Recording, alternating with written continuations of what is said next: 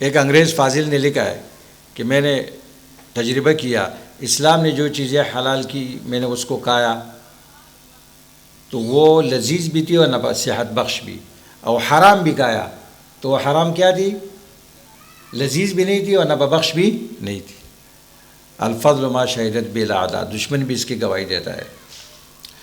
انما یأمرکم بالسوء، کتوں کو منہ لگاتے تھے، کہتے اسلام کتے سے نفرت کیوں کرتا ہے؟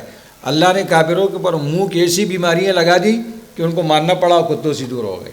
کتوں کے ساتھ منہ لگاتے ہیں نا، کتوں کے خادم ہیں بھائی، یہ ترقی یافتہ لوگ کس کے خادم ہیں؟ کتوں کے خادم ہیں، کتے کی خدمت کرتے ہیں۔ سب سے پہلے باہر کتے کو نکالتے ہیں، صبح یورپ میں نا دستانے پہنتے ہیں، کتا پیشاب کرتا ہے اس کو اٹھا کر کچرے میں ڈالتا ہے، دستانے پہن کے سب سے پہلے کتے کی خدمت کرتا ہے، اپنے باپ کی خدمت نہیں کرتا ہے، کتے کی خدمت کرتا ہے۔